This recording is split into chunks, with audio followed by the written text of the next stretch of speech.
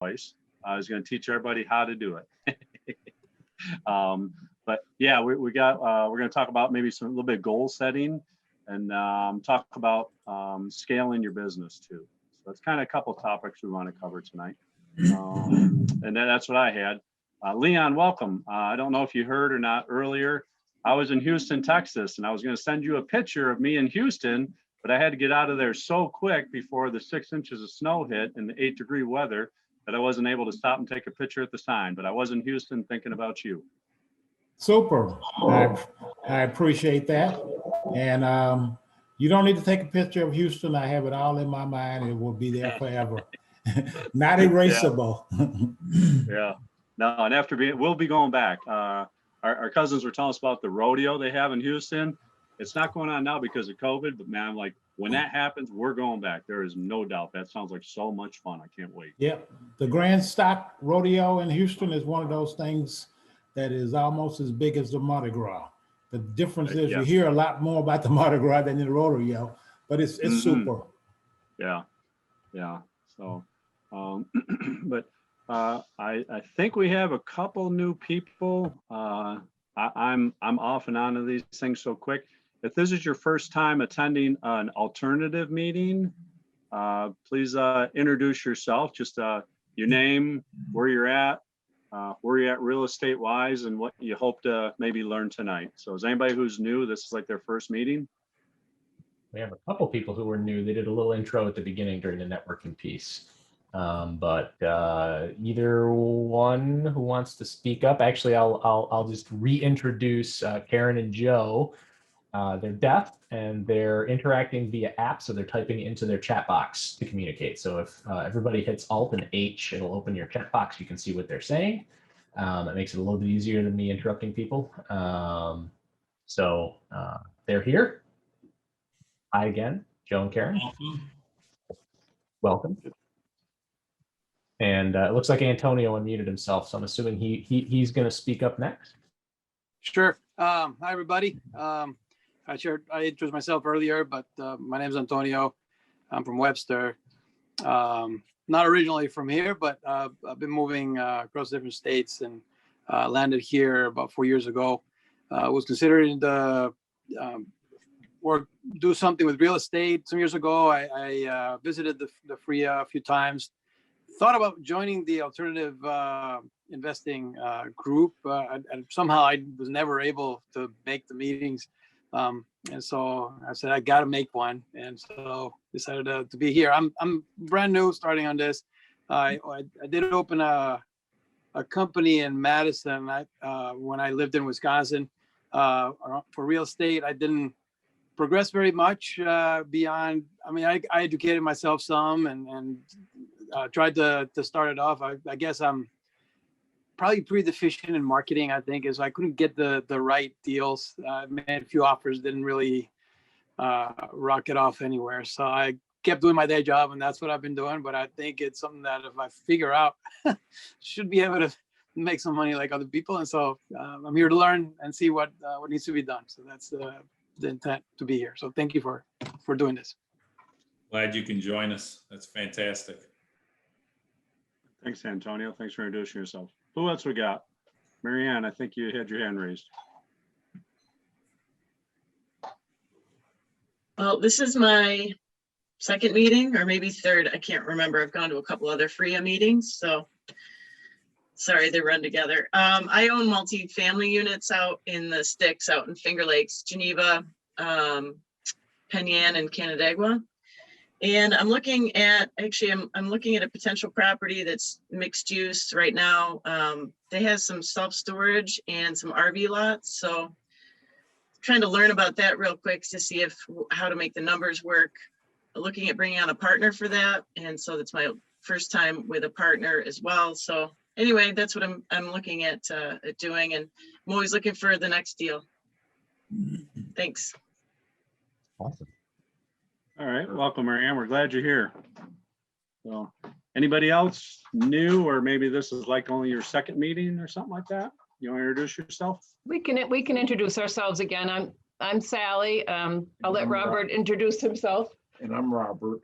We have several rental properties, but we're looking to learn more about investing in real estate. And we have some questions, and I think this is a great forum to learn on, and we're looking forward to it.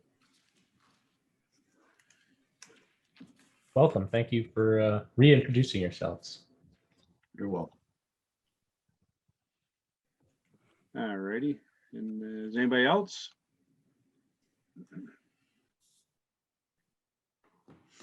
All right. Joe, you want to kick some things around? I'll let you talk. Yeah. And, all right, cool. Oh, and by the way, if anybody has anything that they're looking to buy or sell, please put it out there. Before we kick this thing off over here, we do what's called a haves and wants. I know for myself, I'm always looking for commercial properties, residential.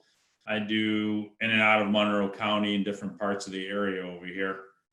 Big places, small places, and also looking at commercial, and if you have apartment complexes and or storage units, let me know, please. Anyone else have anything that they're looking for or looking to sell? Put it out there, please. Hey guys, my name is Earl.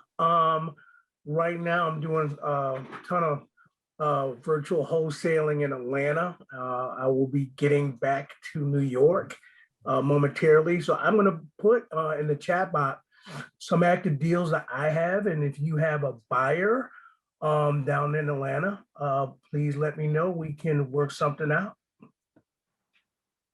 Perfect. Anyone else looking, or whatever it is you're looking to buy or sell, put it out there. Yep, I'm looking for self-storage anywhere in the country right now. I have 4 units now and looking to expand on that. Willing to partner up. If you come across a deal and you want to wholesale it out and get a nice fee, I'm willing to do that too. And that's it right now. Yeah, so just looking for more self-storage deals myself. All right. Anyone else? Don't be shy. All right, I'll say it again. I got a bunch of stuff in Boston. I'm not wholesaling. I just get a fee from the broker if it sells. So I'm willing to make that connection and help people out. If you're interested, the small end, there's 3 different 25 unit. There's a 70 unit. There's a 79 unit. There might be another one I'm missing. I don't know. But they're all in or around Boston, Cambridge and Stonebridge, and downtown proper. That they're just looking for a home. It's off market, probably going to go quick. Been fishing it around for a couple of weeks and they haven't had a whole lot of bites. So hopefully it's something where someone can find some value. Okay. And if you could email that to me, I'll pass it on along with your name and number. If I got a group I'm actually meeting with in Miami next week, I'll pass on to those guys. I'll have them reach out to you direct. Cut myself right out. I'll just have them deal with you directly. Okay. You're a good man. Thanks, Scott. Thanks, man. Anytime. Anything for you. You know that. Anybody else? None? Yes. Oh, wow. Hey, new person. No way. I can see your face. So funny. All right, I'm looking for single families, multifamily, commercial, storage units, and actually properties in Penn. Perfect. All right, great. Anybody else? Perfect. All right, we're going to do something called a breakout rooms, and some of you never been in them before. I guess we'll do probably groups of like 4. I don't know how many people. We'll probably do somewhere right around. I don't know if we do 3 or 4 per group. We'll probably go for right around 15 minutes. Okay. Basically, you're going to automatically be taken into a room, and it's. One of the great things about it is that we can actually network with each other, which is fantastic. It's going to be, it's going to be more personal, but more importantly, what I want to discuss is basically, because look, we're here to be able to figure out, basically scaling our business is what we want to do here. Okay. And a lot of people, every time we talk to them, say, what are you gonna do in the next 6 months? What are you gonna do in the next year? Because it's the beginning of the year. Okay. And one of the things I was discussing with Scott was that I want us to be able to, and then spend a few minutes. If there's 3 people in there, you get 5 minutes. If there's 4 people, obviously, whatever, 3 minutes, we all do the math. More importantly, I want everybody to talk about what they plan to do within the next 45 days. Okay. But it has to be something in concrete to be able to move their business forward. Okay. Everybody talks about, well, I want to do this within a year. I want to do this within 6 months. We want to know what you're going to do within the next 45 days. Now, for some people, that could be ramping up your marketing, maybe starting your marketing, maybe getting a virtual assistant, maybe partnering up with somebody, maybe getting a house under contract, something that you're going to do that's in concrete to be able to move you forward. We like that people come in, and be able to listen to what we do, which is great. At the same time, you'd rather see people being able to put it into a practical application. Okay. So instead of being out there for 6 months down the road, I want to know, we want to be able to discuss what you plan on doing 45 days from now. And then in 15 minutes. And by the way, it's a great way to also network with people. Okay. And then also we'll do is afterwards when we come back, because we're probably going to answer a lot of questions and then probably raise more. Okay. Then afterwards, people have questions, they want to go further into it. We can discuss some of the things that some of you are looking to do, and maybe get into, how, or if you have some questions on, maybe we have some suggestions for you as far as what you need to do to be able to get to whatever it is you want to do in the next 45 days. Okay. So Andy's going to take us into virtual space somewhere, and we don't know who's going to end up with who, but we'll see everybody back in about, and it'll automatically be brought back in 15 minutes. Okay. All right. Here we go. Perfect. We're going off into outer space now. All right. I am going to 3, 2, 1, and oh, you know what? There we go. Oh. Go.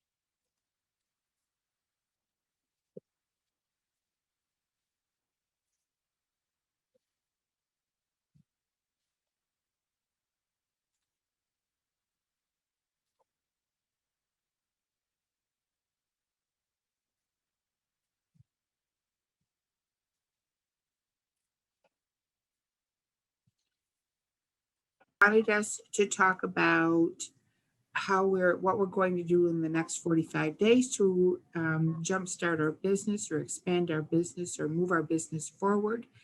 And I'm not planning on doing anything because I'm not moving my business forward at this point in time. So if there's anything I can help other people do to move their business forward, that remains to be seen depending on what you need. But I'm Secretary Treasurer of Freedom First REIA right now, and just kind of marking time.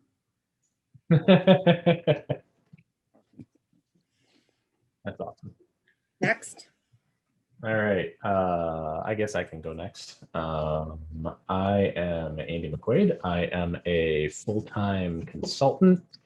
I work mostly with larger multi-family property management firms and investment firms anywhere in the US, but mostly east of the Mississippi. I find ways to help them save money. So I do everything from product and labor to construction to process development and change management stuff inside their orgs. I have not walked into a single client's office yet that I have not found at least 5 figures of savings annually. So it's not a bad thing. Not a bad thing. Unfortunately, people all seem to make the same mistakes, and most of it just comes from complacency. So it's not a hard find when you know where to look. That's amazing. That's so many people need that. Hopefully.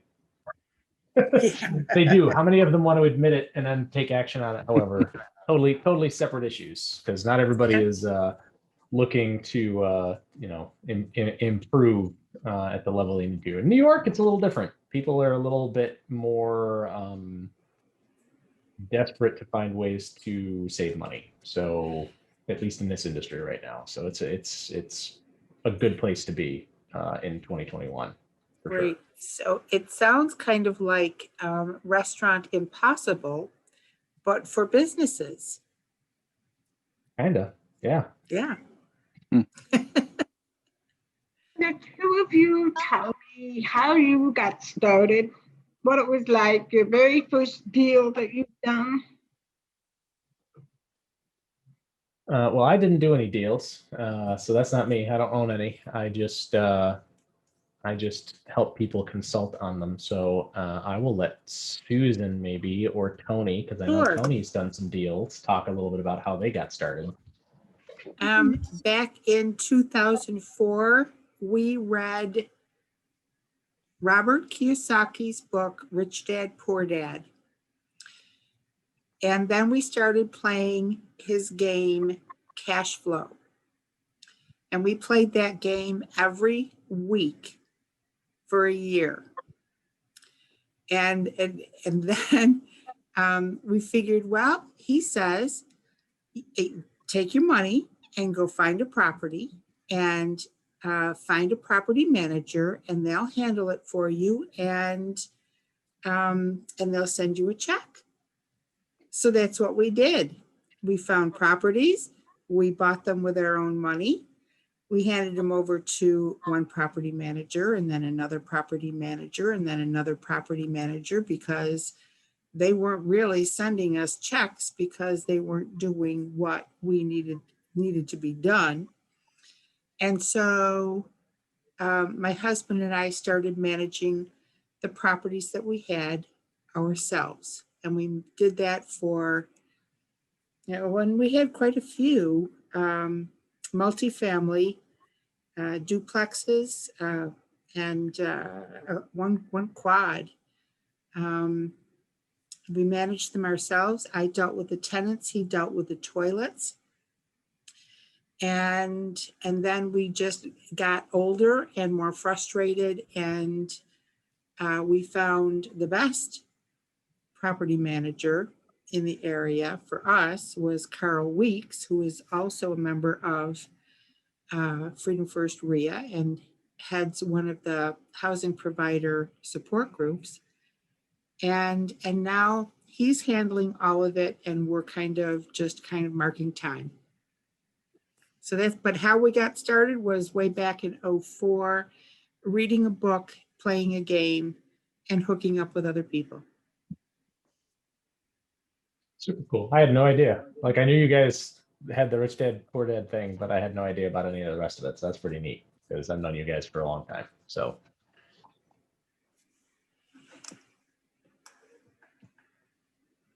very cool. Tony, you going to talk about your deal? You got that multifamily going or what? Yeah, sure. As you guys know, I'm a real estate agent. I've had my license for 10, 12 years. Just something to do part-time because I work at Frontier. My first deal was actually, I was at a customer's house and I seen another realtor's card. and I struck up a conversation with the gentleman. And he said he was selling a double. I'm like, really? I said, I was interested in taking a look at it. Could I? I went over there and looked at it, made him an offer. That was my first deal. Just talking to somebody. That's super cool. Yeah, it was really just that simple. That time. Right. It wasn't place, even- right time. Yeah, the house wasn't listed or anything. Yeah, sometimes that's all it takes. That's awesome. And my second one was at the city auction. What was it, a single or a duplex or? It was a single, and I'll probably never do that again. Did you get outbid, or how long ago was this? Was this when the No, bidding this wars were was- happening?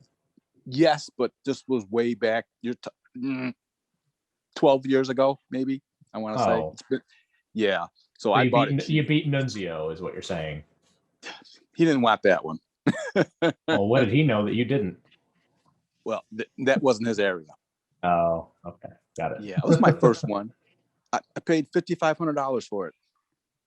Oh, that was a while. Yeah, that's probably about right for back then. Yeah, back Do you, then. do you still have it? I still have it. Yes. I Is it paid still cash flowing? Very much. I put Okay, about well. 20 into it, to get it going. Ups and That's awesome. downs with the tenants, but solid house. Oh, that's super cool. Yep. Well, good. So what are you going to do in the next 45 days? I'm actually looking to, I've got 2 contracts, 2 under contract singles, but with COVID, how things are going. Mhm. I said, get the tenant out of there and I'll take it over. And that's been since December. Ooh. Yeah. So we got to wait the waiting game with that one. Yep. And the other one is basically a short sale. Mm. Yeah. So that's another waiting game. Yep. Wait for the bank to say yes. Okay, we'll take it on the chin. Right. What do you know which bank it is? Now, off the top of my head, I don't remember because I did the deal under contract about 5 months ago. So I've Oh, got it. nothing's happened. Got it. That makes sense. Hey, it is what it is. They haven't even come out and did a consideration, seen the property. That's why I made my offer the way it is. Wow. It needs a Okay. ton of work. It's actually a reverse mortgage. Oh. Yeah. So Oh. what I found out is the older reverse mortgages were backed by FHA. Yeah. Yeah. That's. So, yep. Huh. So that's Wow. why I based my my price on that because the house it needs total rehab probably. Oh, yeah, if Interior. it's a reverse mortgage, they're reverse mortgaging it because they're past retirement age and don't want to have a house when they die. Well, that's the thing. Another thing, they passed. They're deceased. Oh. So I have the contact with the beneficiary, Oh. Got Yep. it. and they don't want it. Got it. Wow, that's crazy. So it may go to probate. It's one of those. That's why I put the offer in. Now we're just waiting on the bank. Wow. All right. Well, let us know how it goes because that's definitely an Yep. interesting one. That's Yep, new. that one. And I'm actually looking to do a refi. I got some equity and I have 19 doors. So I want to pull some equity out to continue my investing. Awesome. Good for you. You got plenty of time left to keep investing. You're doing good. You're doing better than most, honestly. I'm So- ready to retire. Yeah. You say that, but you know you're going to work until you die. That's reality. Well, You say I'm you ready want to to- retire. I'm You're going to end ready up to like retire Scott. from Frontier. Oh, yeah. There you go. That's different. Yeah. But I don't know. Next 45 days, I want to sign 2 more contracts with 2 more clients, decent sized ones. I've got a meeting on Monday with Boiling Code actually to do something similar to what I'm doing for FFREIA. So that'll be part of it. And then I got a couple of other things in the fire, a couple other irons. I got a big one for the same client I found 150K for a year in savings last year. He's got 725 units. I found a way for him to cut his utility bills by 85,000 a year. Whoa, big savings. Yeah, huge. Well, 725 doors on one property, right? So not small. And then I found him another like 35 or 40 grand a year and just maintenance and operations overhead, bull crap savings. So he's it looks like he's not going to do it himself in house. So he's going to pay me to actually project manage the whole thing and do all the change management stuff. So Cool. yeah, it'll be nice. Means you got to travel. Keep me busy. Yeah, it's Erie. It's not terrible. I mean, you know, at least it's a short-ish car drive compared to what I'm used to doing. So Okay. 3 hours. No Yeah, I'm not gonna fly No to airplane. Erie. Okay. All right. Yeah, no, I'm not flying to Erie. It's too much of a pain in the butt. I'll just get in a car and drive it. But yeah, Erie. Okay. All right. Oh, it looks like we are closing all the rooms and going back to the main section.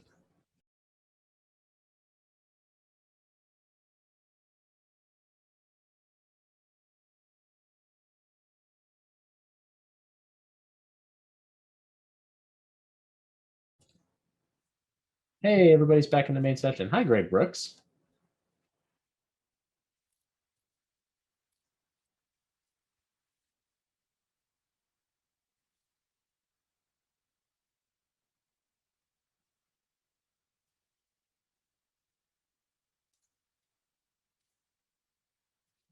I've got to reopen all my chat windows.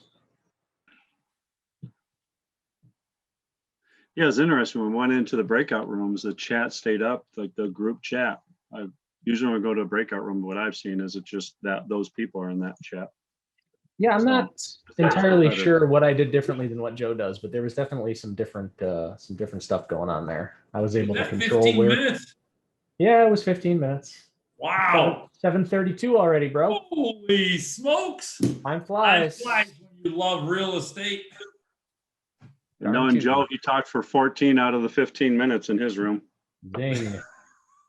Nope. We had 4 guys in there, so that's probably why it was 4 of us in there. All right. Yeah, believe it or not, he didn't talk that long. I was in there with him, and I probably took up more time than he did. I apologize. All right. Cool. So did everybody find that beneficial? Thumbs up if you did. Cool. Yeah. We like doing those. It gives you a chance really to meet people more one-on-one, you know, since we aren't doing, you know, face-to-face meetings anymore and you can't network before and after.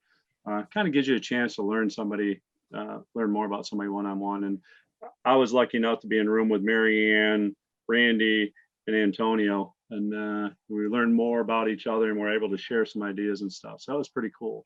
And, you know, Joe Laubera said he was going to do it. I pressured my people a little bit that you got to give me a 45-day. Don't say I'm going to do about this. Say, what are you going to do in the next 45 days?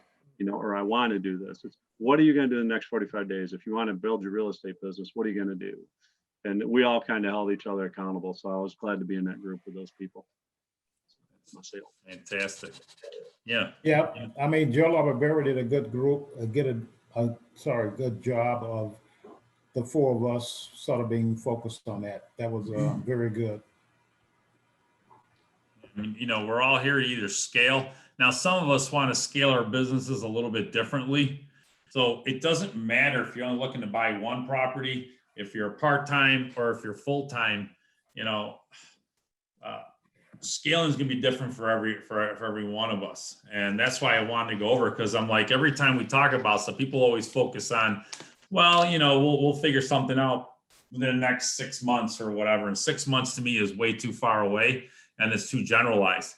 And I've always been in the mindset, if you do something short term, okay. So that's how come I wanted something in concrete from everybody. You know, Scott and I, we discussed it. We were both, yeah. Because, and the other thing too is this, if you do whatever it is you were supposed to do in the next 45 days, and let's just say, you know, some of the people here, let's say only got 1 property, and all of a sudden something crazy happens, you actually get 2 or 3 properties. Okay. I guarantee you there's other people in this group that will, if you don't want those properties, you have access to the rest of us who may want to buy those properties. So even though you may not want them, you may be able to make a wholesale fee, an assignment fee, a referral fee, whatever fee you want to call it. You can definitely refer that over. And one of the other great benefits of this of these breakout rooms is that you actually get to know people more intimately, and you'll remember them more, and they'll remember you more. You know, and I mean, Jim in the room who was with us, he joined us a few minutes late over there, but you know, now I know that he wants to hook up with more wholesalers. And Jim, you should put your number in the chat room and let people know. But you know, at least now between myself, Earl, and Leon, we're in the room with Jim. We're like, okay, you know what? If I may find something, maybe I don't want it, or maybe it doesn't fit our needs, but you know what? There's other people whose needs it may fit. Okay. So that's one of the great things. I love these breakout rooms. I never knew what the heck they were beforehand, but now they're like, you know, they're great because it's a great way to interact. And we want to make sure within this group, it's not just about listening. If you want to listen, great. We like to focus on practical application. And a lot of us who are full-timers, this is how we make our money. This is how we pay our bills, and this is how we grow our business. So, you know, which is good for the people who just want to learn and listen. It's fantastic. The people who want to actually put this into practical application, it's fantastic for them too. So that way we're able to cover both ends of the spectrum. Okay. And by the way, some of you may have gotten some of your questions answered. Some of you may have raised more questions as far as from the breakout rooms. Does anybody that want to have something you want to discuss or be able to figure out, because maybe you said, you know, maybe I need to do this or whatever it is that they want to do, but you have questions. And there's other people here who may have some type of expertise that you may be looking for. So please feel free to put it out there. Anybody have anything that they want to discuss or anything that they'd like to go over from the breakout rooms or any other questions you may have? Don't be shy. I'll ask a question for two people that were in my group. Marketing. The big thing came up in our group was people want to send out some letters and do some marketing. What's worked for other people in the group that are looking for properties that you'd mind sharing?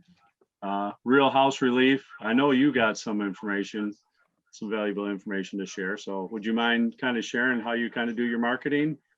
Yeah, I mean, we've done a lot of things that we found more effective than others, or from text messaging, which was super effective at one point, is becoming a little less effective to doing cold callers, VAs, where you can pay them, especially if they our last VA was actually in South America. I would say that this was Joe, my first day he says, McCray, you gotta get your name out there. There's the thought that I always have is the cost per deal. I mean, because there's some guys that have the volume to justify it, and they're doing like Facebook ads, they're doing pay-per-click ads, but just depending on what your budget, your true confessions, and Brandy can attest. When I got started a year ago, we were driving for dollars because we didn't have any deals, we didn't have any money, and we got our first 3 deals like that in Buffalo, driving for dollars. So with respect to marketing, I think you can't. There's certain things that will never go out of season. Like you can't go wrong. Putting some paying for some ads, or I know Action Dan does TV commercials. I'm not sure what kind of rate he's getting, but people know his name. If you have a younger person that can navigate through social media, that's not a bad way of doing it either. So it just, it's just really a question of utilizing, and this is, I think my most favorite way of kind of thinking about it is relationships. A lot of the deals that I'm seeing right now, I'm getting through other wholesalers. As I think about transitioning our efforts back to Rochester, I'm going to be reaching out to every real estate agent in Rochester, because there's certain deals that real estate agents see that they can't list. They're ugly houses. And so I want, for a real estate agent, I want to be an all cash option for them. So I can reach out to you guys who are investors and these pocket listings that a real estate agent, because let's think about it. Most real estate agent, their value and their prestige is a function of selling higher priced property. Okay, that ugly house that needs, 20 or 30 grand of work, that's what you guys want, because you can get it at a very minimum cost and then build the equity into it. So my goal is to create relationships with those real estate agents. So for me, that is my highest valued task. When I think about, what I can do that has the highest price per hour, creating relationships with other people in the real estate game is my highest priority. So I was kind of rambling. I'm sorry if I got off track, but I would say that's how I think about marketing. Excellent. Thanks a lot for sharing, Earl. We appreciate it. And Earl's done a lot of business, and he's good, ethical. When he brings you a deal, the numbers are pretty good. So, and he's actually got a lot going on Facebook. I'm impressed by the messages I get by him and how he handles his open houses and stuff. So thanks for sharing that, Earl. Another person I want to call out, if you'll step up, Shane Hurt, you available? I see you're on here.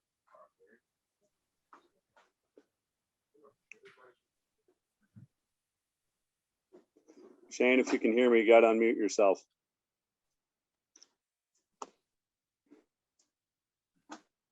Okay, fair enough. All righty. Anybody else want to talk about how maybe you market for properties? Just some information you want to share?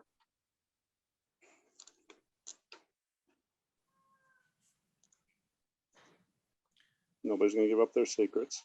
I don't know. I mean, for me, like Earl was talking about, Scott, is that I do have a VA, and what I tell people is that like when Earl was talking about cost per property, I know some people that only spend maybe $500 to $1,000 a month, and when you're new, obviously spending that kind of money, some people don't have that.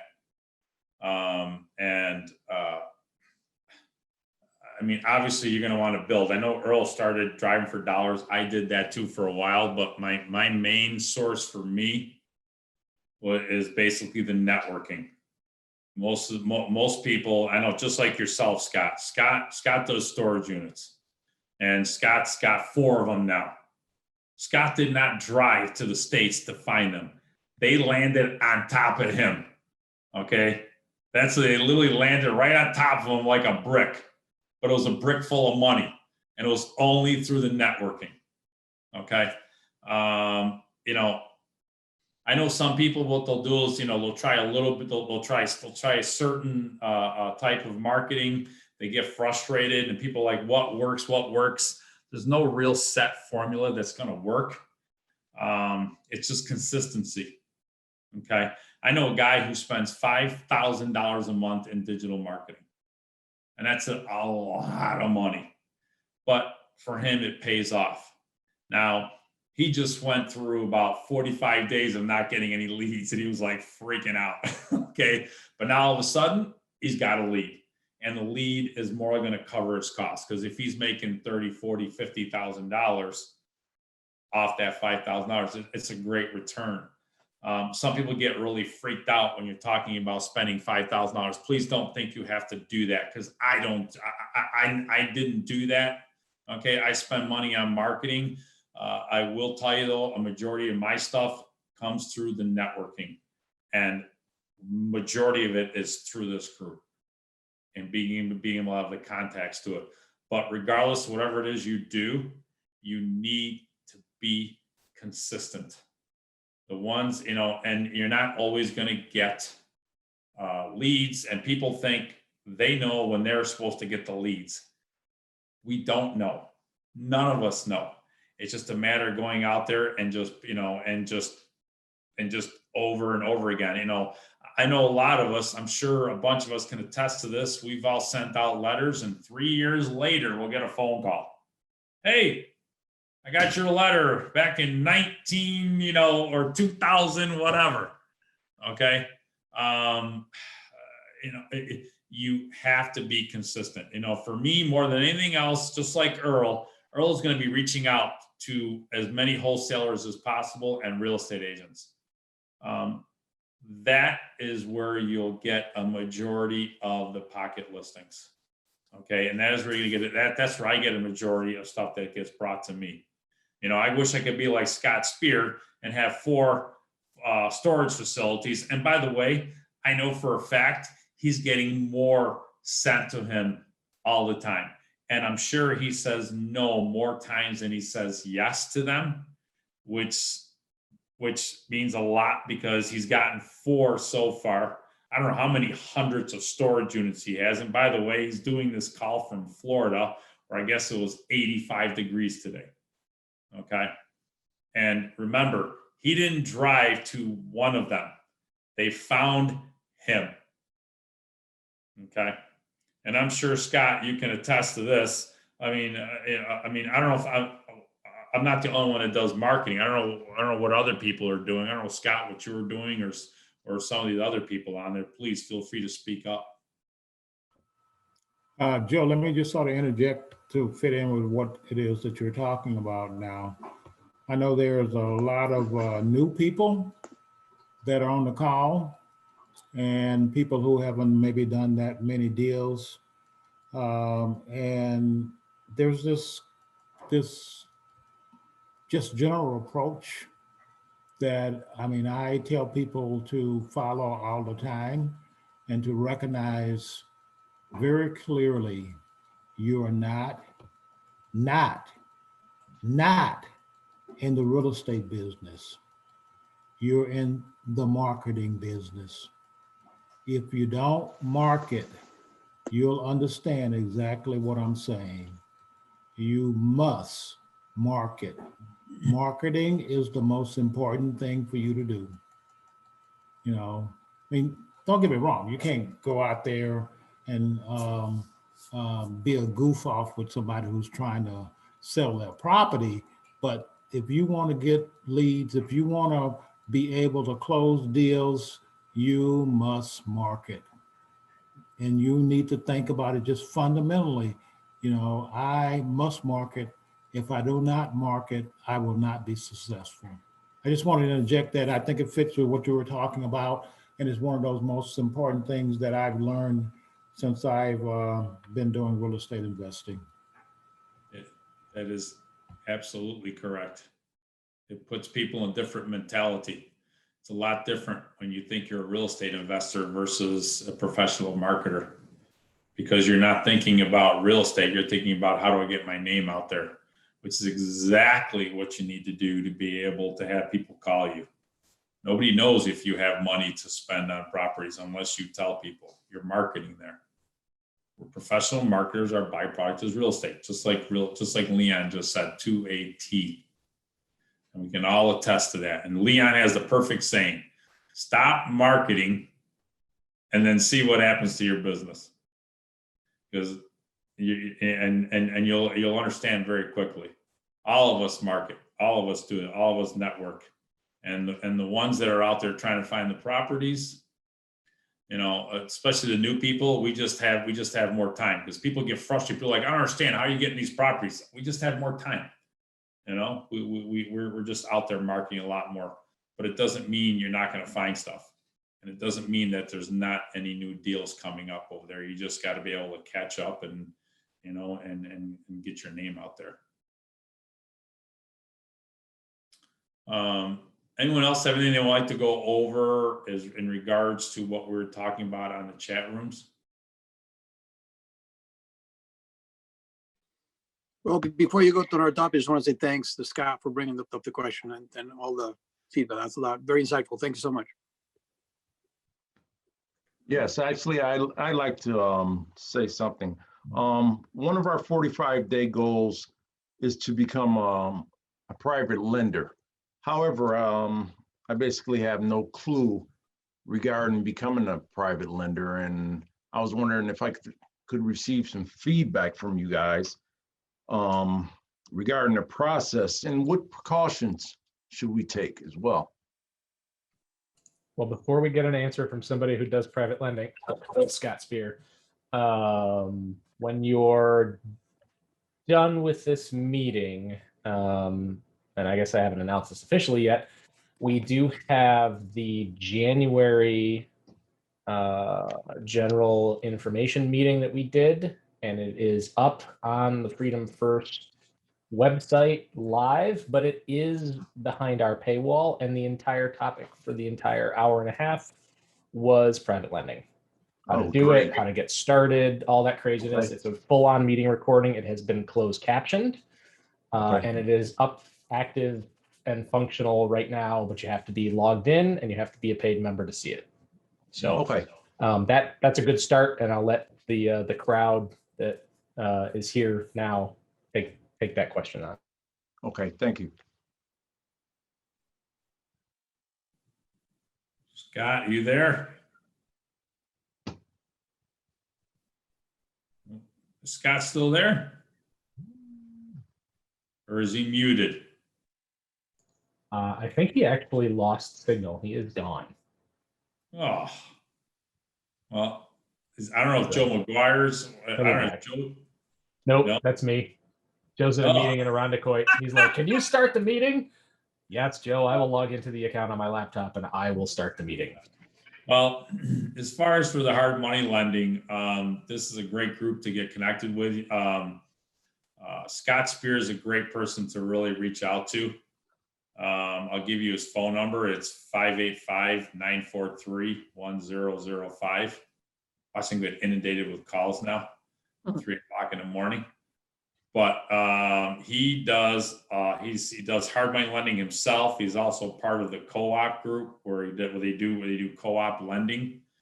That is for what you're looking to do in the next 45 days. He can definitely guide you through it. And co-op and lending is probably one of the easiest things you can do. You can do that actually tonight, because I'm sure there'll be a line out the door for you. Okay, in regards to that. But he'll be able to guide you through all that. So you guys are here in Rochester, right? Correct. Okay. Yeah. So when it comes to stuff, I mean, I don't know if Leon wants to interject anything on this, because I know sometimes. Well, yeah, I mean, I can inject. It's not something that is really that difficult. I'll use that word, but it's one of those things where you really need to understand the fundamentals, and it's basically mostly in the numbers. And then one of the things that we talked about during that session that Andy was saying was behind the firewall that we did in our January general meeting. I mean, basically, the numbers are important, but the most important thing from the perspective of the person who's lending the money, the private lender, is that you must always, as you think through things, as you do things, as you consider what's good and what's not good, you must protect the principal. So in other words, In other words, what you're saying is, regardless of what happens, I'm not going to create a situation. I'm going to ensure that above all else, this person gets the money back that they gave me. So, you know, and so there are some things that you would need to do. I think fundamentally myself, I think that people make private lending a lot more complex than what it really is. That said, each person has their own criteria. That's a private lender, and there are certain things that they expect to be done. I know private lenders that if they don't like you, no matter how many deals you've done, no matter how good you are, they're not going to lend to you. You know, you know, the key thing is to sit down, establish what your criteria are, what the numbers are, how much it is that you are willing to lend out to someone. And, you know, part of the criteria could be, I don't want to lend to this person because this is their first deal. I don't want to lend to someone who's got a proven track record and they've done 5 or 10 deals, you know. So, you know, those sorts of things you probably want to sit down and generate ahead of time. I think Scott Spear, who's done a fair number of these sorts of things, is a good resource to talk to. And you know, so you know, call him, talk to him. He'll give you what his criteria is and what his fit for things are.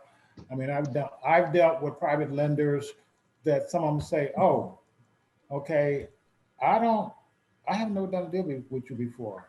I don't, yeah, I know who you are. You're president of Freedom First. Oh, okay. What does that mean? You know," and they say, "Well, you know, I need to have all this paperwork. I need to know you've done these many deals in the last months or so." And that's that personal approach. And I'll call one of the private lenders that I've done things for, and they say, "Well, how much money do you want and how soon do you want it?" You know, so it's going to vary from one person to the next as to what it is that they expect and what is their level of confidence with you. I mean, because there's really 3 major components.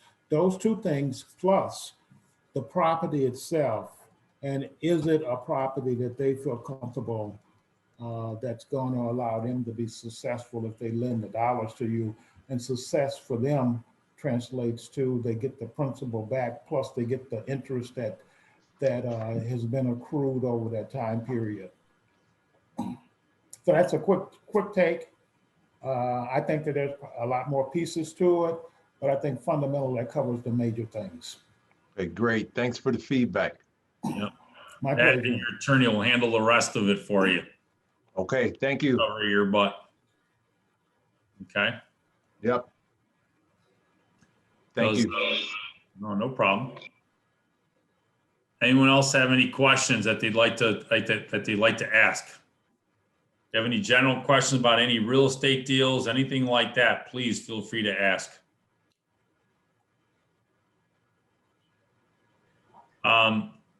One of the things that I don't know if Scott Spear is back on yet or not.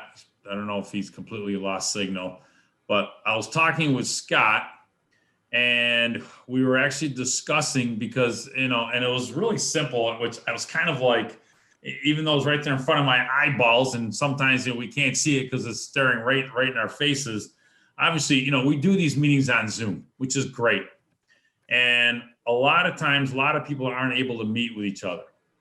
And one of the things that we came up with was, you know, because he was talking about doing some of the meetings on Zoom. He's got a guy he's going to be meeting with, actually. He's actually going to be he's doing a Zoom call tomorrow with a gentleman who's going to be looking for a loan for some money on a property. And we were talking and we were like, wow, you know, wouldn't it be awesome if all these people that were on this call, and especially even the people who are on the breakout rooms, if everybody got each other's phone numbers, and instead of just being said, well, listen, I'll call you whenever, or either that, or, you know, and we'll touch base with each other. If you actually got on and actually did a Zoom call, or if you have the iPhone, whatever you call FaceTime, or whatever the heck it is you want to call it, it's okay. Because, you know, a lot of us do a lot better when we're doing face-to-face versus being the voice on the phone. Okay. And, you know, and the thing is that for me, I like meeting people with people face-to-face. It makes a better impression. You know, it makes it more memorable. And I think, you know, one of the things that I would do is I would tell people is that, you know, put your phone numbers, put your contacts. Oh, you're back. Oh, are you there? He's gone. I'm here. Yep. Oh, there he is. Oh, Yep. sorry. Sorry. We thought you were going to do, we thought you must have gotten another deal and you had to leave. Well, I did. I already closed it, so I'm back.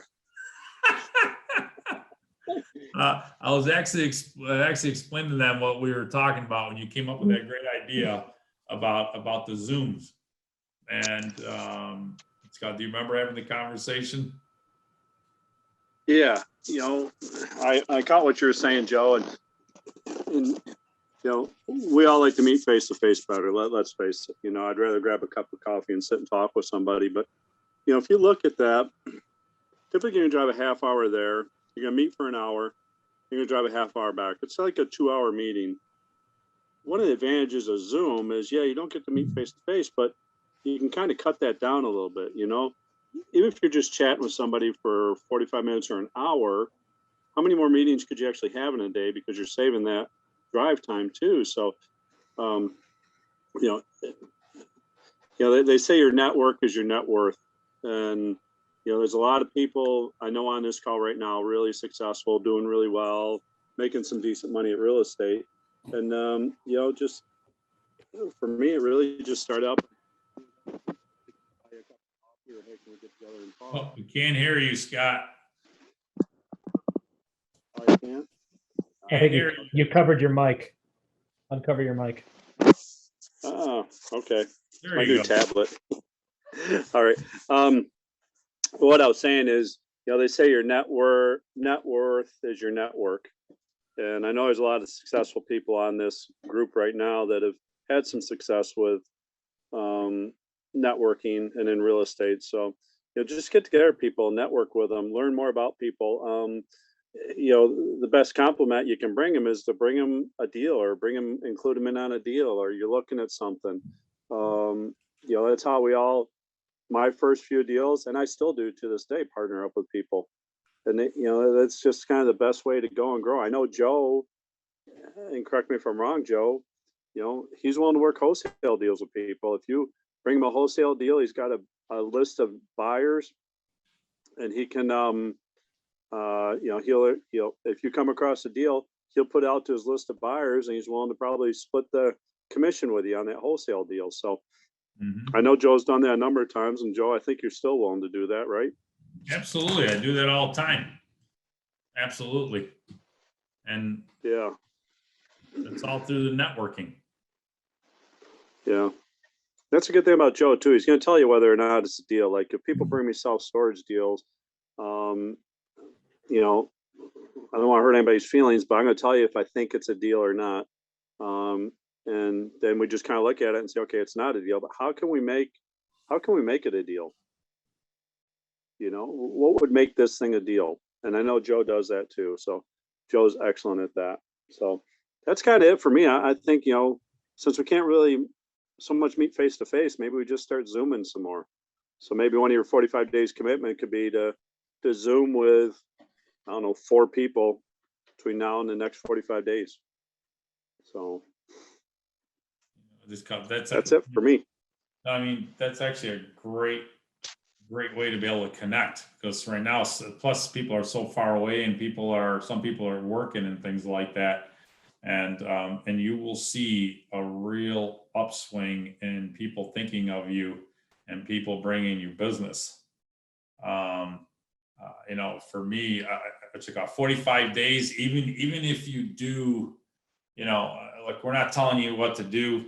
I know for new beginners, some people 4 may be enough, maybe 10 maybe for another person, or 3 or 15 or whatever. You know, for me, it's like for all of us, it's all numbers. The more people we network, the more people we talk to, you know, the more chance you have of deals coming in. I know Earl's going to contact thousands of real estate agents. I know he is. I know he's going to call them all, and it's a numbers game, you know, and obviously you're just creating a bigger net. You're also creating a bigger network, you know, and Scott doesn't have, you know, deals that come to him because he just sits and waits for it. He's out there connecting and talking. He's involved with different groups. And these people know him personally. So they actually go to him. Not only, you know, they bring him deals, which he can either lend on, or he can either partner up with, or he can say, hey, listen, let's see what we can do about signing this thing out. And the networking for me, more than anything else that I've done above and beyond the marketing, what has made me the most money. Okay. And, you know, right now we can't meet with each other, but we're going to be soon. That's going to happen. Okay. And until then, take advantage of this. You can do it right from your own home. So what I would do is, I mean, start putting up your information, put up your phone numbers on there, contact some of the people. You really need to do that because, you know, this group has created an unbelievable amount of business just from this. And we have what, 5 meetings a month, I think we have, right? I think it's 5, right? Yeah, 5 meetings a month. You know, there's a couple hundred members in this group. So imagine what you can do just through Zoom. We're not asking you to go anywhere. If you're shy, you're going to be doing it right from your house. Okay. A lot of us, I mean, Scott's in Florida, somewhere in Orlando in his big giant RV, and he's traveling around the country, and he's doing it right there, just sitting back there and, you know, just doing it at his leisure. So for me, you know, and it was so simple, even though it was right there in front of my eyeballs, it was like a light bulb went off in my head, you know, and then right now I'm thinking about Earl, because even though Earl right now is in Atlanta, Georgia right now. Earl, you're in Atlanta right now, right? You're in Georgia? Is he muted out? Yeah, I'm marketing primarily in Atlanta, yes. Now, are you in Rochester or are you in Atlanta? No, I'm in Rochester. Well, you're in Rochester right now. Yeah. But you're marketing down there, and I'm sure you're doing Zoom calls and networking with people down there, and you're doing deals down there in Rochester. Yes, that's correct. Yeah. Isn't that fantastic with technology? So, you know, the bottom line is that look, you know, we're just trying to make this as easy as possible for people. Look, and for some of us like me, people who know me, I have a very hard time with technology. Oh my God. When my computer sees me open it up, it's worried that I'm going to break it. And I'm not kidding you when I say that. But, you know, we have to at least be able to take advantage of that. So please, you know, as part of the 45 days, really network with people, and it also holds you accountable. And then more importantly is, it's not going to be just you by yourself. You'll actually be able to talk with people, be able to not only just the networking, but also be able to figure out what's working for you, what's working for them. And then maybe you guys can also partner up on deals. Because for me, you know, networking is almost like having tentacles out there, like an octopus, because you're out there and it's trying to grab deals or trying to bring in deals. So if you're only talking to 1 or 2 or 3 people, you know, you may get a deal, you may get something. At the same time, I like playing the odds. You know, we're out there and we're just spread out as far and as wide as you know, as we can be. Okay. Anybody have any questions about that, by the way? Everybody understands? One thing, Joe, somebody did ask, what's the VA? Could you explain that? I know Greg put a thing in the chat box, but could you explain what a VA is? Yeah, VA is a virtual assistant. We've got a couple actually now. It's somebody who, you know, you hire. I know that Earl has used them. A bunch of people have used them. They can do a lot of the cold calling for you, whatever stuff that you don't want to do, you can have them do. Most of them are from outside the country, and you can hire them. There's companies you can hire. or where that will actually you can find virtual assistants is what they're called. There's actually companies that will do that for you. Whenever you get one, especially some of them are in the Philippines, some of them are in Mexico, some of them are in wherever it is. One of the things with the VA, you want to make sure obviously that they speak very good English.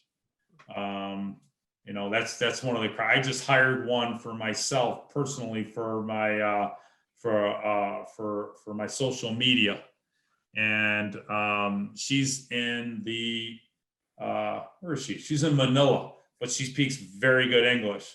And in Manila, they're 13 and a half hours ahead, but they're used to working nights. So I'm going to hire her to come in there, and she's going to spend 2 hours a day working on that. And then we have other ones that come in that do phone calls, or whether it be text messages or follow-up calls. They'll do a lot of the stuff that you don't want to do. And it helps, they vary. Some of them get paid $3 an hour. Some of them make up to $10 an hour, whatever the heck it is there. And there's different incentive bonuses that we also give them. One of them where if we sign a purchase offer, maybe we'll give them $100, and then when it closes, we'll give them another $100 on top of their regular pay. Okay, it's a way to be able to build your business. A lot of people get stuck working in their business, not on their business. Working in your business can bog you down. That's dealing with all the small stuff. Okay. Right now, I know we just hired, I've got one personally I just hired. We have another one that's doing some calls for us. I think we may have actually gotten one more. I got to find out about that one. When you do have a virtual assistant, if you find a good one, keep them. You will go through a lot of them. Okay.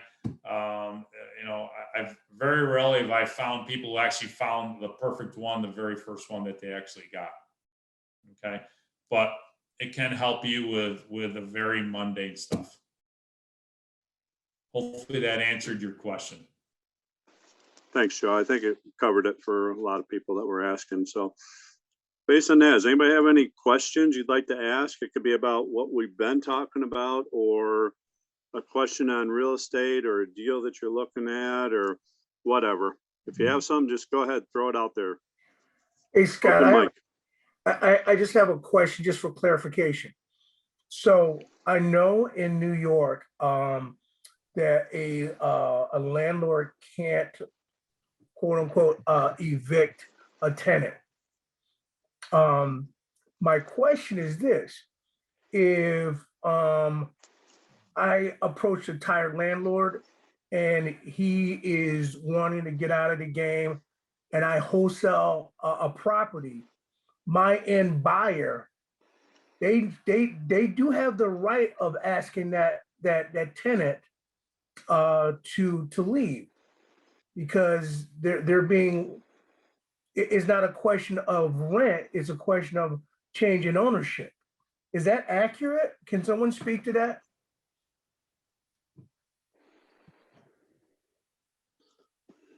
I'll let somebody else speak on that. Somebody might have a little experience with that. I can, but I don't know if anyone else wants to answer that question. We like to hear from other people. Well, from my experience, you can't do that. The only evictions that can be done is if somebody is, I guess, committing some crimes or doing some real harm. Outside of that, no evictions. Actually, I have 2 places with people sitting in them, living rent-free for the past year. So just so I'm clear, an eviction is a function of non-payment of rent. No, eviction is getting somebody who lives in a location, regardless of rent or not, out. Yep.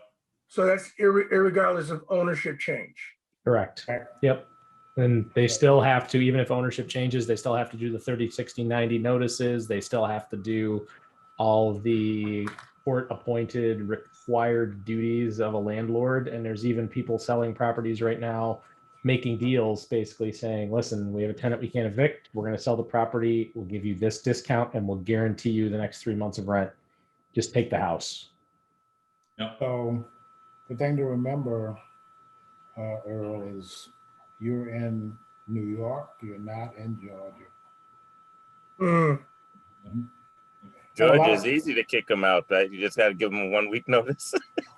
Well, I mean, I think that one of the key things, now somewhat kidding with that, but clearly there's a big difference in the states and how to do some things. Some of the things are actually national or federal is probably the right word, requirements.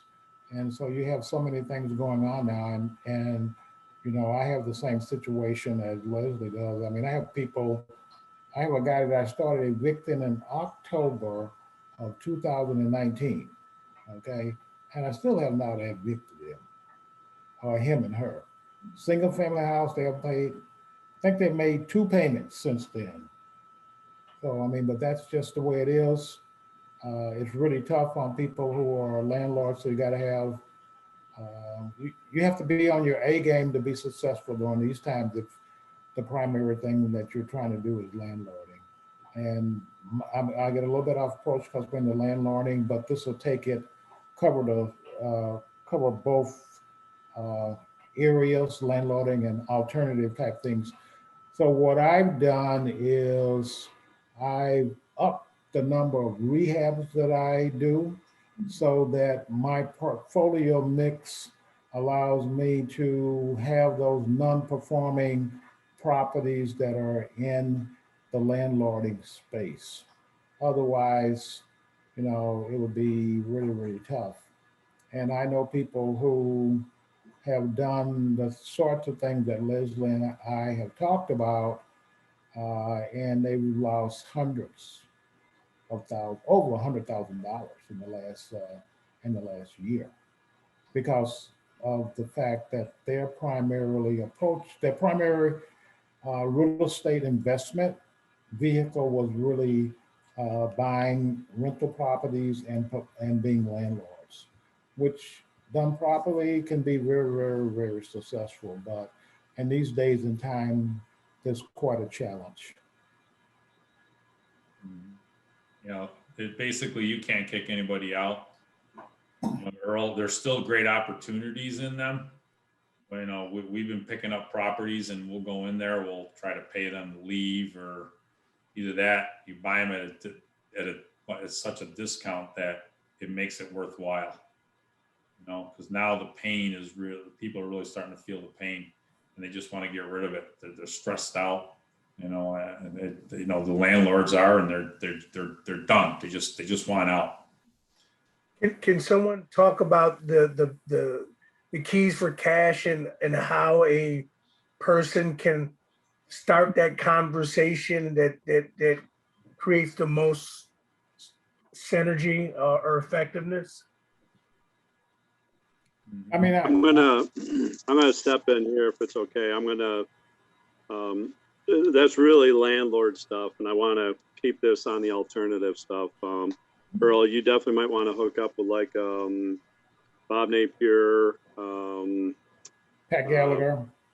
Pat Gallagher, thank you, and do that.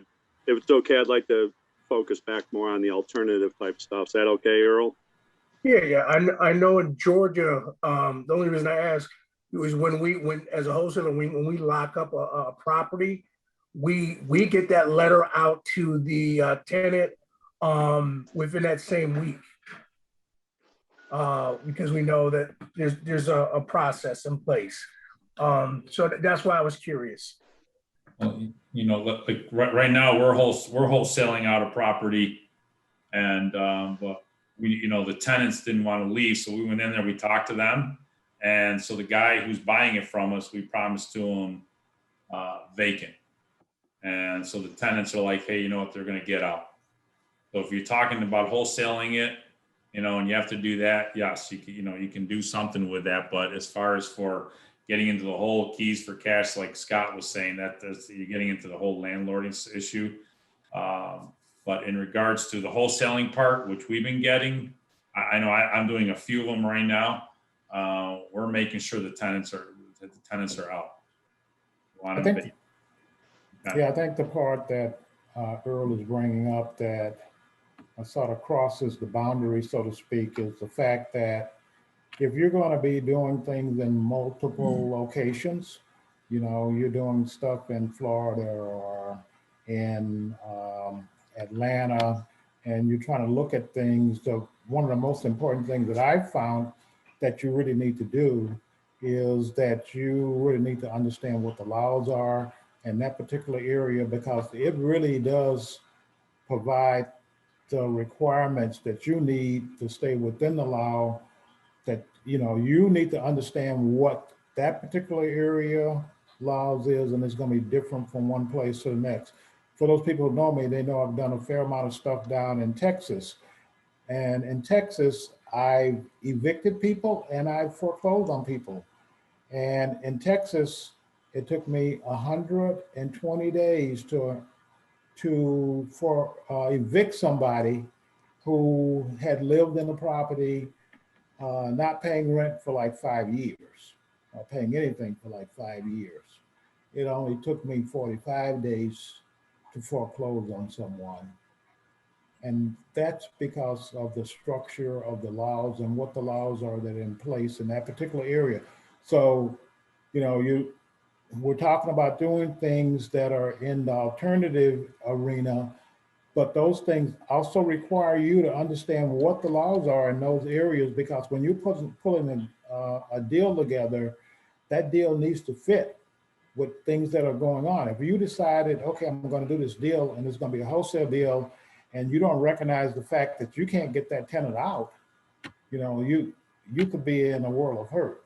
So all those things are things that you really need to take into consideration and recognize the fact that to be successful, you need to understand those things are going to impact you. And so those basic laws in states, and the biggest difference is whether you're in a judicial or non-judicial state. So I talked about the example in Texas. The reason why it takes longer in Texas to evict someone than it does to actually foreclose on someone is Texas is a non-judicial state. New York is judicial. The thing that happens is in Texas, when you get ready to evict someone, even though it's non-judicial, you still have to go to the courts. You still have to get the court involved to do the eviction. When you are doing a foreclosure, there's no court involved. You go there, you talk to the trustee, they generate the paperwork, and you're done. There's no lawyer. You generate the paperwork and you're done. And so that's the reason why it's faster in one place than the next. And I know we're crossing boundaries from the standpoint, we're talking about Texas versus New York versus others, Georgia and other places. But I think a lot of people want to be able to broaden their boundaries, so to speak, and do things in different areas. And the very first and most important thing to do is to really understand the laws and what's in play in that particular area that you're going to be looking to get into. You know, one of the first things I ask now on any deal that I get, especially if I'm going to wholesale it out, well, it doesn't matter if I buy it or hold it, is are the tenants paying? If they're not, then I automatically know I got to be way down on the price. So I want to see if there's an buying opportunity. And then I want to see. Right now I'm dealing with a guy. We're trying to buy a house over. It's another one in Greece, and the people haven't paid. So we're working out a deal with the owner who wants to sell it, and the owner made some very bad investments. He a couple of years ago he had about 2 point something million in cash, and now he's working at Home Depot, broke. Wow. Okay. What? Yeah, that's the nature of real estate. So bottom line is that the people weren't paying.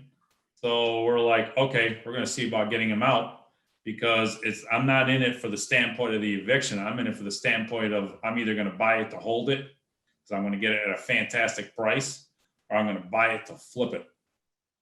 Okay.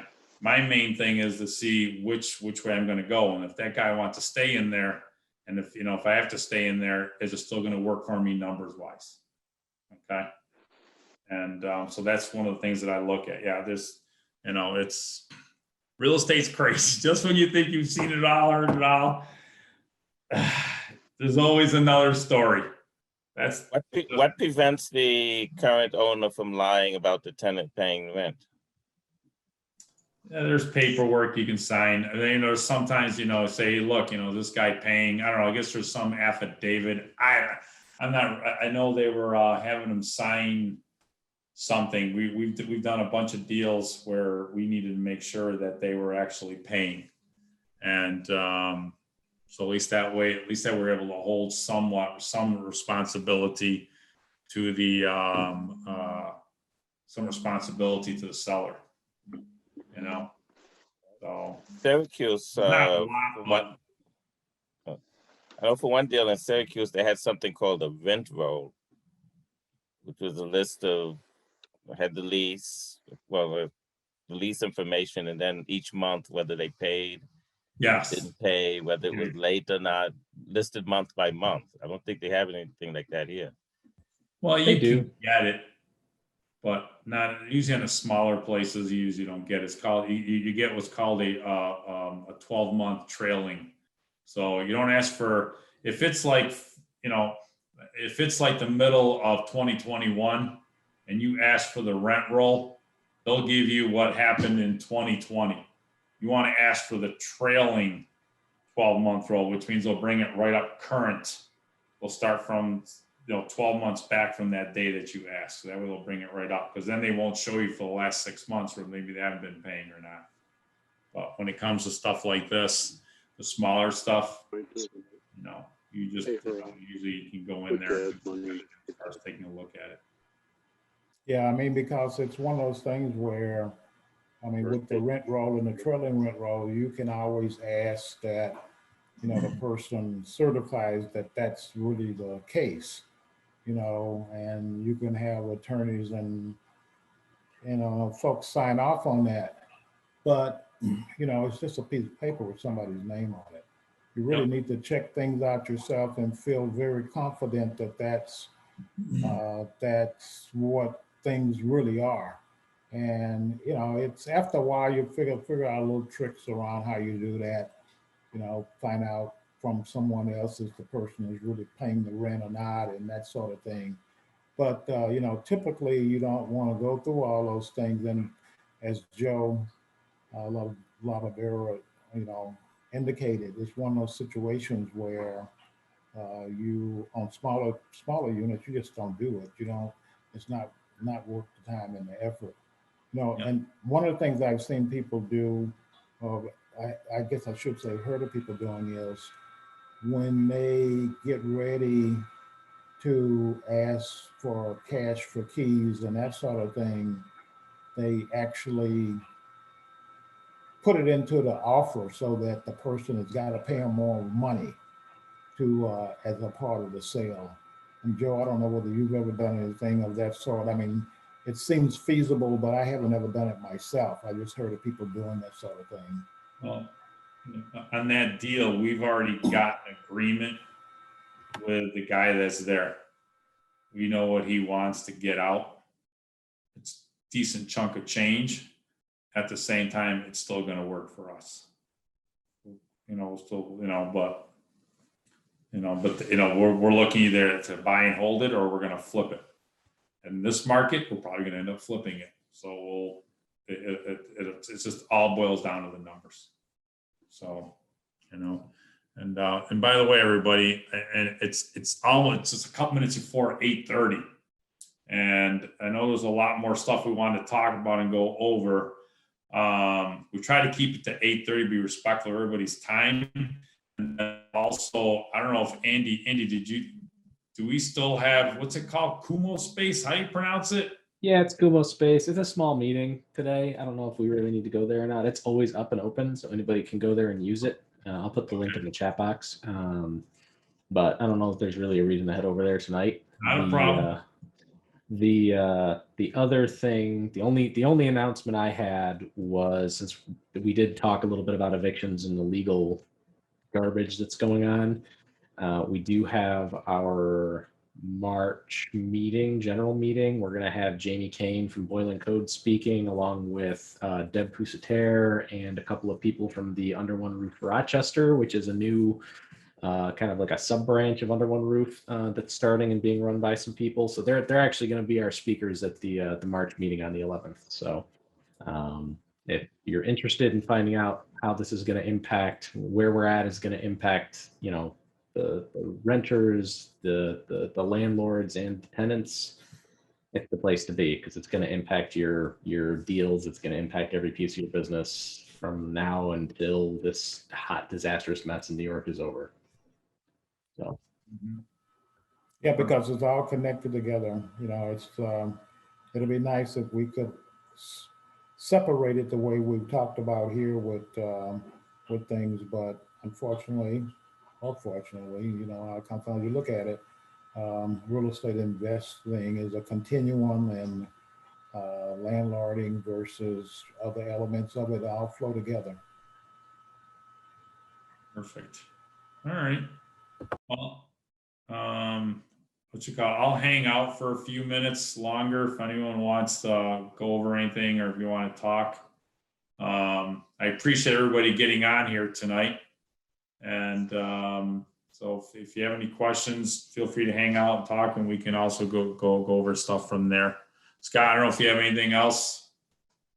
No, I'll hang out for another half hour. I know that, you know, we usually run these, you know, for a while, so I'm good to hang out. And if anybody wants to ask some questions or chat, you know, especially new people, any new people out there, we'd love to hear your questions. Trust me, I learn every time I get on one of these things, and no question's a dumb question. So, you know, feel free. Does anybody else have any questions? Or and at this point, you know, if you want to drop off, you can. You know, no problem there. But if you want to stay on and chat, you know, by all means, please ask your questions. Ask away. I'll hang out. I'll hang out till at least 9 o'clock myself. Yeah, I had one other thing just to interject. Andy went over the general meeting that we have coming up. We're going to probably put a couple of the general meetings coming up on the website. One of the things I want to make sure people are aware of, we've got into a little bit of discussion around the landlording arena. I want to make sure people are aware of the fact that the 4th Thursday of the month, Carl Weeks is going to be doing the landlording, landlording. One of the things I should stop and say right now, you probably noticed that we've changed our definition and our identification from landlording to housing providers. So that's one of the key things that people should recognize. Over the past few years, we've basically sort of migrated, for sake of better words, to housing provider because the connotation associated with landlording has been somewhat negative, and that's probably sort of a mild statement for it. And so we've moved to the housing providers. And so that housing provider support group, like the alternative support group, has 2 meetings a month. So the 4th meeting is going to be this coming Thursday, and Carl Weeks is going to be the person. Carl Weeks and Beth Short are going to be people leading that particular session. So if you get an opportunity, please listen in. And if you got specific questions along the line that Earl had, you know, you can ask those questions there and get very specific, detailed, and in-depth answers to your questions. And that's it for me. All right. Thanks, Leon. Appreciate it. Thank you. All right. You guys, whoever wants to stay on and ask questions, you're more than welcome to.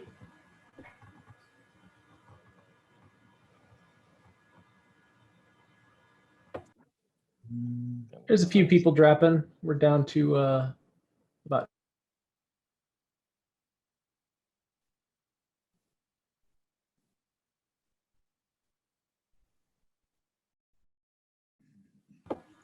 So now we had a couple of people.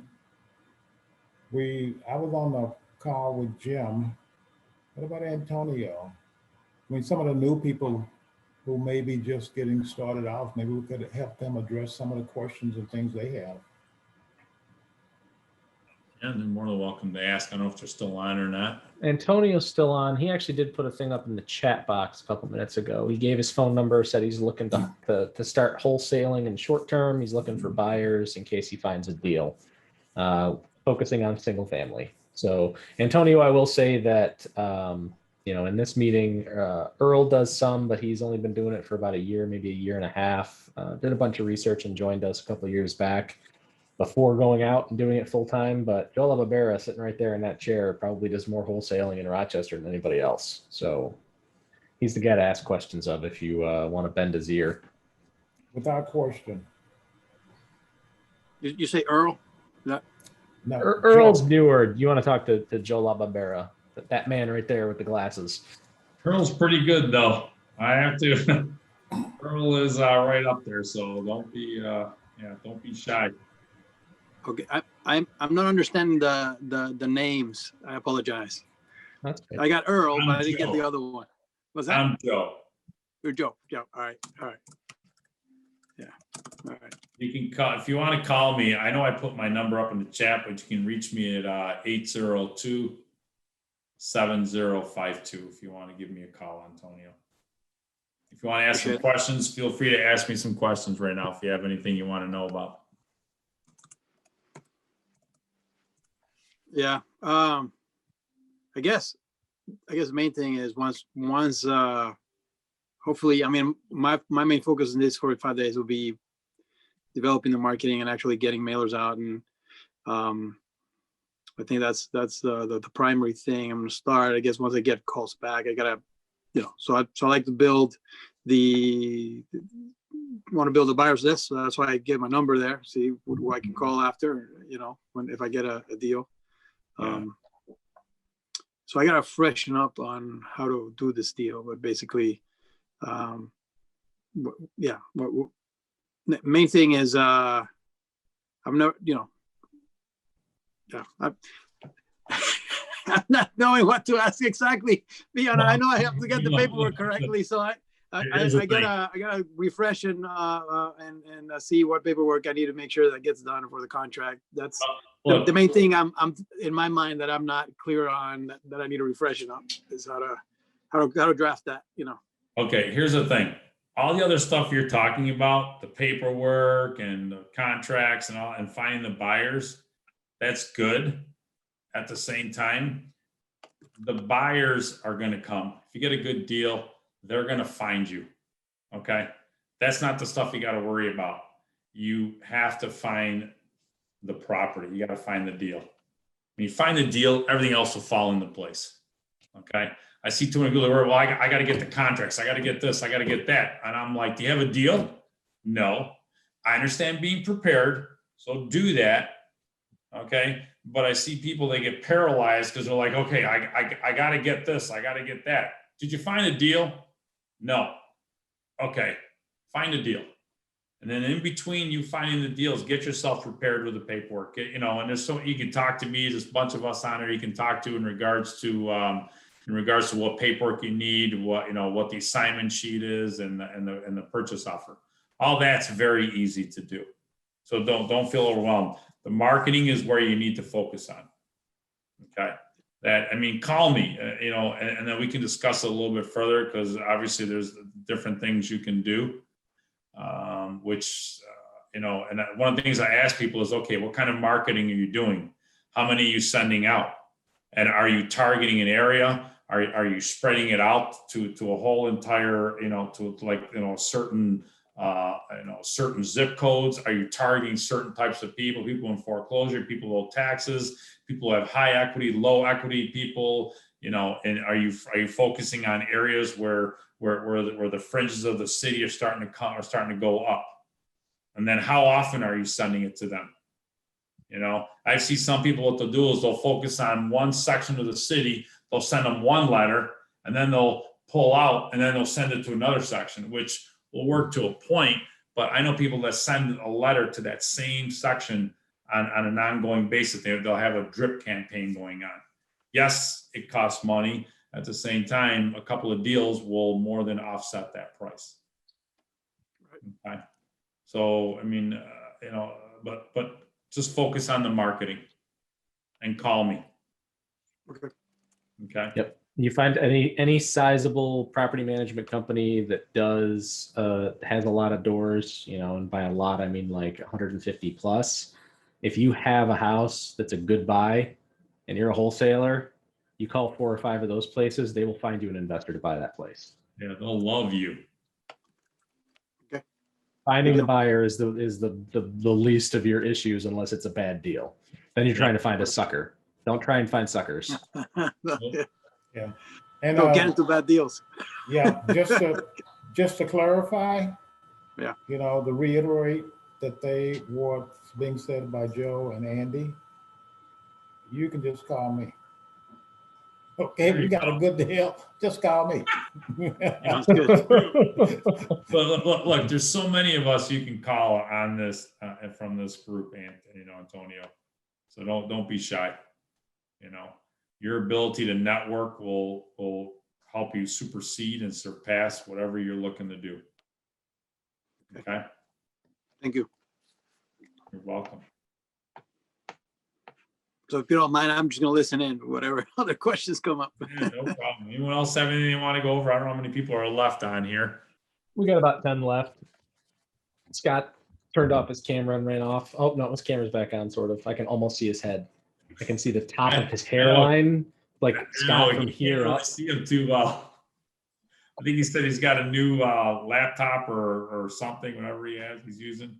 I don't know. He's using a tablet, I think. Which tablet. That's what it was. Yeah. Tablets work. Tablets work everywhere but Kumo Space. You can't go to Kumo Space on a tablet. You can't do it on a cell phone either. What kind of space is that, dude?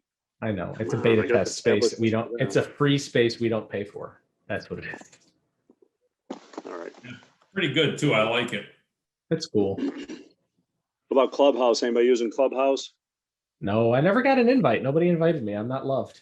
I heard they're up to 5 million people right now. Yeah, And I know a few people who are giving out their invites. I'm like, I have enough time sinks in my day. Do I really need to go and listen to people talk for hours? I know. I don't know. I don't have that kind of time. I'm not convinced. I might make the time if I can find an appropriate room, but I'd have to actually like figure it out. I still don't even want to do the social media stuff that I do now for myself. Hire VA. Come on, Andy. I know. One of these days I will. I got to get all the copy written first, though. That's the problem. Right. Doing the actual writing and content generation is the biggest time sink and all of that stuff. Oh. So. Yeah, VAs. I mean, they. Oh my God. They help. I'm learning how to use them more and more. It's helping me in my business. Yeah, I'm sure I'll end up hiring one for certain things soon. Basic tasking stuff that doesn't take a whole lot of thought or development, but like actually writing good content is tough. Like I've been just working with the team handling the social media for FFREIA, SMG. Every Tuesday or Wednesday, I get a call from Paul and those people basically saying, hey, here's what we want to do. Here's the copy. Let me read it off to you. Is this okay? Can we use this? Yeah, you can. Go ahead. Or no, that's terrible. Don't say that. Because I got caught a couple times putting stuff up that annoyed people. So I was like, oh, well, that doesn't make sense. We got to go delete that. And now I get a phone call every week. So I try. If you get there was a service that was recommended to me and they sent me 4 of them. And if you don't like those 4, they'll just send you more and you can pick and choose. You can ask your questions, you tell them, and these people specialize in real estate. And so. Nice. Yeah, that might be something to look at. Send it to me, Joe. Send me an email. Shoot it over to me when you get a chance. All right, I gotta find the company. I know I've got it. I'll get it to you either tonight or by morning. That's fine. I'm not in a rush. I'm not doing a squat tonight. Tonight is sitting on a couch and watching a rerun of the X-Files. It's only like 8:09, which means you can work on the East Coast till about 10:30, and you can do West Coast stuff because that means it's only like 7:30 there. Nope, I've been sitting in front of my computer working on stuff all day. I'm done. I'm so done with computers, it's not even funny. Oh, At man. least today. Yeah, At least today. I hear you. Now is Susan still on the call? She bailed. Good for her though. Okay. Yeah. All right. Christina wanted to do a Zoom call with me tomorrow, and I committed to doing it. When I switched over devices, I lost her cell phone number, so I gotta. Hopefully, she'll send me the Zoom link. Did She has my email. Was it in the public chat or was it in a different chat? Yeah, I think she put in public chat. I'm not sure. Hey, I've got her number. I can send it to you. Okay, thanks. I was No just gonna problem. say, private chats aren't really private in Zoom. So at the end of this, because I recorded it, I'll have access to everything. So if you can't find it, email me. This takes about an hour to process after the video is done being recorded, and I can pull anything out of the text